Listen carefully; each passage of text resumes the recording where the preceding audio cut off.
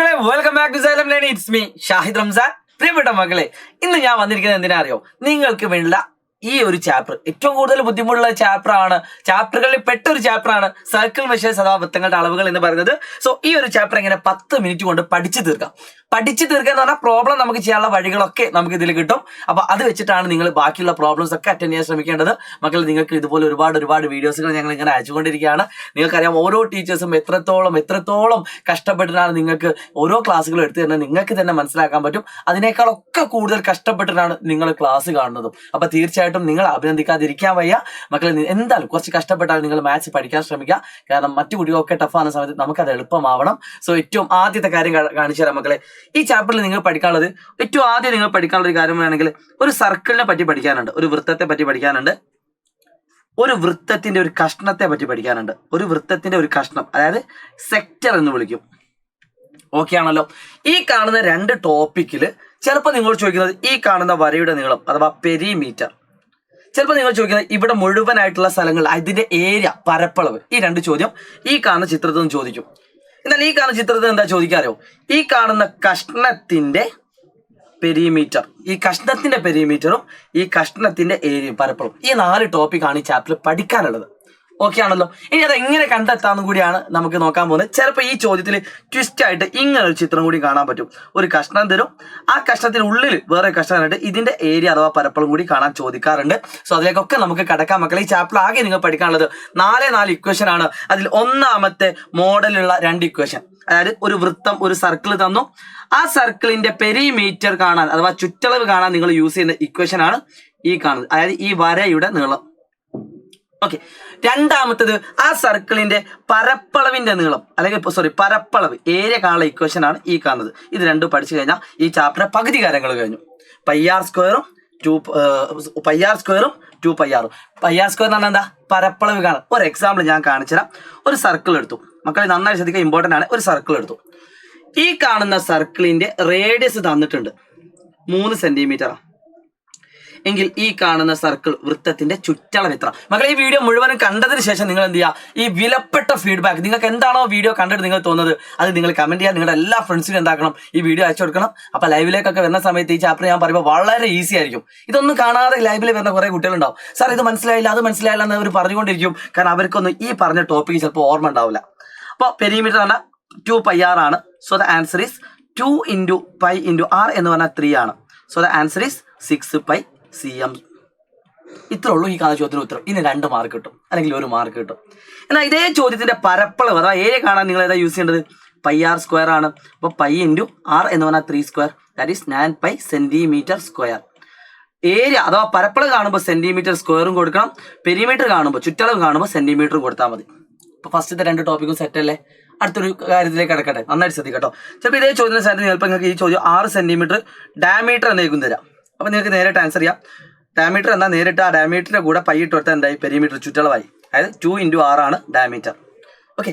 Area ആണെങ്കിൽ ആ radius കണ്ടുപിടിക്കുക, എന്നിട്ട് നേരെ ഇത് കൊടുക്കുക.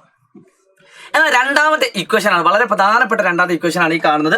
മക്കളെ, ഈ കാണുന്നത് എന്താണെന്നറിയോ? ഒരു സർക്കിൾ നേരത്തെ തന്നതുപോലെ തന്നെ നമുക്കൊരു സർക്കിൾ തന്നു, ആ സർക്കിളിന്റെ ഒരു സെക്ടർ തന്നു, ആ സെക്ടറിന്റെ നീളം കാണാൻ, സെക്ടറിന്റെ നീളം ചുറ്റളവ് നമുക്കറിയാം. പെരിമീറ്റർ കാണുന്ന ഇക്വേഷൻ എന്താ? 2πr ആണ്. അതിന്റെ കൂടെ ഒരു x/360 കൂടി കൊടുത്താൽ മതി. എന്താ x/360 അറിയോ?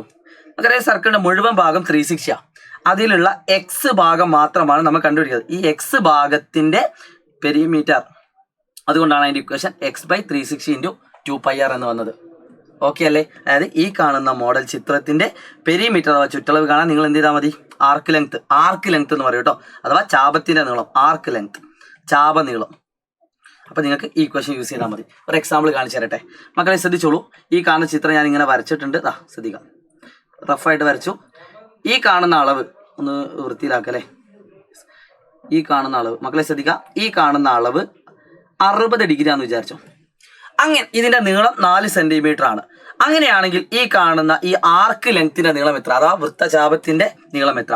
ഇത്രേ ഉള്ളൂ. x/360, x പറഞ്ഞാൽ 60 /360 × 2πr. ഇതിന്റെ ചുറ്റളവ് എന്ന് പറഞ്ഞാൽ, ഈ കാണുന്ന ഇതിന്റെ ചുറ്റളവ് എന്ന് പറഞ്ഞാൽ 2πr ആണ്. 2 × π × r എന്ന് പറഞ്ഞാൽ 4 ആണ്. സെറ്റ് അല്ലേ? ആൻസർ ആയിട്ടോ. അപ്പോൾ 60/360 നിങ്ങൾക്ക് എന്താക്കാം 1/6 എന്ന് എഴുതാം. 0 0 വെട്ടാം, 6നെയും 36നെയും വെട്ടാം. 6ൽ എത്ര ആറുണ്ട്? 1. 36ൽ എത്ര ആറുണ്ട്? 6. അപ്പോൾ 1/6 into 2 into pi into 4 that is 8 pi എന്ന് കിട്ടും. സോ വേണമെങ്കിൽ നിങ്ങൾക്ക് 8നെയും 6നെയും വെട്ടാം. So the answer is 4π/3 centimetre. ചിലപ്പോൾ ചോദ്യപേപ്പറിൽ എന്ത് പറയുന്നല്ലോ, പൈൻ്റെ വില കൊടുക്കണം എന്ന് പറയും. പൈൻ്റെ വില കൊടുക്കണം എന്ന് പറഞ്ഞാൽ നിങ്ങൾ എന്ത് ചെയ്യണം? 4 ഇൻറ്റു 3.14 ഡിവൈഡഡ് ബൈ 3. ഇത് എത്രയാണോ കിട്ടുന്നത് അത് എഴുതണം. സെറ്റല്ലേ മക്കളെ? സെറ്റല്ലേ? അപ്പോൾ അത് നിങ്ങൾ ചെയ്ത് നോക്കുക, അത് നിങ്ങൾക്ക് ചെയ്യാൻ പറ്റും. അതാണ് ഇതിൻ്റെ ഐഡിയ എന്ന് പറയുന്നത്. So last and final topic മക്കളെ, ഇതാണ് ലാസ്റ്റത്തെ ഇക്വേഷൻ, ആംഗിൾ ആൻഡ് ഏരിയ. ഇതിൻ്റെ ചിത്രം ഞാൻ വരച്ച് കാണിച്ചാൽ ചിത്രത്തിലേ ഉള്ളൂ. ഒരു സർക്കിള്, ആ സർക്കിളിൻ്റെ ഒരു സെക്ടർ അഥവാ വൃത്താംശം. അപ്പം ഇതിൻ്റെ പരപ്പളവ് കാണാനാണ്. ഈ കാണുന്നത് 60 ഡിഗ്രിയാണ്, ഈ കാണുന്നത് 3 സെൻറ്റിമീറ്റർ ആണെന്ന് വിചാരിച്ചു. 3 സെൻറ്റിമീറ്റർ. അങ്ങനെയാണെങ്കിൽ അതിൻ്റെ ഏരിയ എന്ന് പറഞ്ഞാൽ x/360 60/360 into 2πr², pi into 3², pi into r². അപ്പം 1/6 into pi into 3² 9 pi. So വേണമെങ്കിൽ 9നെ 6നെ വെട്ടാം. So the answer is 3π/2 cm². അപ്പോൾ ഇതിൻ്റെ ആൻസർ ചെയ്താൽ 3 ഇൻറ്റു 3.14 ഡിവൈഡഡ് ബൈ 2. ഈ കാണുന്ന ഉത്തരം എത്രയാണ്? അതാണ് ഇതിൻ്റെ ആൻസർ. ഇത്ര പഠിച്ചു കഴിഞ്ഞാൽ വളരെ സിമ്പിളാണ് മക്കളെ. ഇത്ര പഠിച്ചു കഴിഞ്ഞാൽ ഈ ചാപ്റ്റർ മുഴുവനും നിങ്ങൾ പഠിച്ചു എന്നാണ് എനിക്ക് പറയാനുള്ളത്. അത്രയും സിമ്പിൾ ആയിട്ടുള്ള ഒരു ക്വസ്റ്റ്യൻ ആണ്. അങ്ങനെയാണെങ്കിൽ ഞാൻ വെറുതെ ഒരു ക്വസ്റ്റ്യൻ നിങ്ങൾക്ക് കാണിച്ചു തരട്ടെ. ഈ കാണുന്ന ഈ പച്ച ഭാഗത്തിൻ്റെ പരപ്പളവ് അഥവാ ഏരിയ എത്ര കാണാൻ പറ്റുമോ? സിമ്പിളാണ്. നിങ്ങൾക്ക് ഇവിടെ വലിയൊരു സെക്ടർ കാണാം അല്ലേ, വൃത്താംശം. ഇത് മുഴുവനും നിങ്ങൾ കണ്ടെത്താൻ അറിയാം. ഏറ്റവും വലിയതിൻ്റെ പരപ്പളവ് അഥവാ ഏരിയ എത്ര? നമ്മൾ ചോദിച്ചത് ഈ പച്ച ഭാഗത്തിന്റെ പരപ്പളവ് അഥവാ ഏരിയ ആണ്. അപ്പോൾ നമ്മൾ ആദ്യം എന്ത് ചെയ്യുന്നു? വലിയതിന്റെ റേഡിയസിനെ നമ്മൾ ആർ എന്നെടുക്കുന്നു, ക്യാപിറ്റൽ ലെറ്റർ ആർ. വലിയതിന്റെ റേഡിയസിനെ ക്യാപിറ്റൽ ലെറ്റർ ആർ എന്നും ചെറിയതിന്റെ റേഡിയസ് അതാ ഇവിടെ കാണാം സ്മോൾ ലെറ്റർ ആർ എന്നും എടുക്കുന്നു. അപ്പോൾ നമുക്കറിയാം ഇത് മുഴുവനായിട്ടുള്ള പരപ്പളവ് അഥവാ ഏരിയ. അത് കണ്ടുപിടിച്ചതിന് ശേഷം ഈ അതില്ലാത്ത ഈ ഭാഗം കുറച്ചാൽ എന്ത് കിട്ടും? പച്ച കിട്ടും. മുഴുവനിൽ നിന്നും ഈ വെള്ള ഭാഗം കുറച്ചാൽ എന്ത് കിട്ടും? പച്ചുള്ള ഭാഗം കിട്ടും. സോ മുഴുവനായിട്ടുള്ളതിൻ്റെ ആൻസർ എത്രയാണ്? യെസ്, ഇത്രേ ഉള്ളൂ. x/360 into pi into capital letter R, അതിൽ നിന്നും x/360 into pi into small letter R കുറച്ചാൽ മതി അല്ലേ? ഇത്രേ ഉള്ളൂ. നിങ്ങൾക്ക് വേണമെങ്കിൽ ഇതിനെ R1 എന്നും R2 എന്നും ഇടാം. ഇനി അല്ലെ ക്യാപിറ്റൽ ആർ എന്ന് ഇടാം. എന്ത് പേരും വിളിക്കാം അല്ലേ? നിങ്ങളെ സ്കൂളിൽ നിന്നൊരു പേരും നാട്ടിൽ നിന്നൊരു പേരും കൂട്ടുന്നൊരു പേരും കൂട്ടുകാർക്കിടയിൽ വേറെ പേരും അല്ലേ? പേര് ചെയ്താലും കുഴപ്പമില്ല കേട്ടോ. ഓക്കെ അല്ലേ? ഇവിടെ 120 ഡിഗ്രി വന്നിട്ടുണ്ട്. ഇപ്പോൾ വലിയതിൻ്റെ പരപ്പളവ് എത്ര? 120/360 into pi into r². Radius എത്രയാണ്? 3 ആണ്. 3² minus 120/360 into pi into r² എന്നാൽ 2² ആണ്. സോ ആൻസർ ആയി മക്കളെ. വളരെ സിമ്പിളാണ്. ഇതൊക്കെ 4 മാർക്കിലൊക്കെ ചോദിക്കുന്ന ചോദ്യം കേട്ടോ. അപ്പം 120 360 കട്ട് ചെയ്യാം. 1/3 എന്ന് എഴുതാം. 120ൽ 120 360ൽ 3 എണ്ണം ഇൻറ്റു 9 പൈ മൈനസ് 120 360 കട്ട് ചെയ്യാം. 1/3 ഇൻറ്റു 4 പൈ. അപ്പോൾ ഈ 9 3 കട്ട് ചെയ്ത് എത്ര കിട്ടും? 3 എന്ന് കിട്ടും. So final answer is 3 pi minus 4π/3. ഇത്ര എഴുതിയാൽ ഫുൾ മാർക്ക് കിട്ടും. ഓക്കെ. ചിലപ്പോൾ ചോദ്യപേപ്പറിൽ എന്ത് പറയും? ഇതിനെ 2 ദശാംശ രൂപ വരെ ഡെസിമൽ ഫോം വരെ കണ്ടുപിടിക്കാൻ ചോദിച്ചാൽ നിങ്ങൾ എന്ത് മതി? പൈൻ്റെ വില കൊടുക്കുക. That is equal to 3 into 3.14. അത് നിങ്ങൾ കാൽക്കുലേറ്റർ ചെയ്ത് നോക്കുക. കാൽക്കുലേറ്ററല്ല ചെയ്ത് നോക്കുക. എന്നിട്ട് എന്താക്കുക? ഇതിൻ്റെ ഉത്തരം കൊടുക്കുക. 4 ഇൻറ്റു 3.14/3. എന്നിട്ട് 2 നമ്പർ കുറച്ചാൽ എന്ത് കിട്ടും? ഫൈനൽ ആൻസറോ? ക്ലിയർ ആണെന്ന പ്രതീക്ഷയോടുകൂടി ആരൊക്കെ ആൻസർ പറയുന്ന നോക്കട്ടെ മക്കളെ. ഈ കാണുന്ന ചോദ്യത്തിൽ ഈ കാണുന്ന ആംഗിൾ എന്ന് പറയുന്നത് 90 ഡിഗ്രിയാണ്. ഈ കാണുന്ന നീളം 10 സെൻറ്റിമീറ്റർ ആണ്. എങ്കിൽ ഈ കാണുന്ന ഈ ആർക്ക് ലെങ്ത് അഥവാ ചാപത്തിന്റെ നീളം എത്ര? ചുറ്റളവ് എത്ര? ഈ കാണുന്ന പരപ്പളവ് അഥവാ ഏരിയ എത്ര എന്ന് പയ്യുള്ള രീതിയിൽ പയ്യന്റെ വില കൊടുക്കണ്ട എത്ര എന്ന് നിങ്ങൾ കമന്റ് ചെയ്യുക. കൂടാതെ ഈ ക്ലാസ്സിനെ പറ്റി ഈ ചാപ്റ്ററിന്റെ മുഴുവൻ ചാപ്റ്ററും ഇത്രേ പഠിക്കാനുള്ളൂ. ഇനി ഇതിനെ കുറച്ച് ചോദ്യങ്ങളുമായിട്ട് ഒരു A+ ചോദ്യങ്ങളുമായിട്ട് ഞാൻ അടുത്ത വീഡിയോയിൽ വരും. സോ ഐഡിയ ക്ലിയർ ആണെന്ന പ്രതീക്ഷയോടുകൂടി ലൈവ് മറക്കണ്ട. ഇന്ന് രാത്രി 7:30 ഞങ്ങൾ ഉണ്ടാവും. ഒരു പേടിയും പേടിക്കേണ്ട മക്കളെ.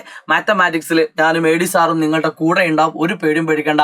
നമ്മൾ അടിപൊളിയായിട്ട് ഫുൾ മാർക്ക് തന്നെ നേടും. So wish you all the best guys. വീഡിയോയുടെ കമന്റ് ചെയ്യാൻ മറക്കണ്ട. ബൈ.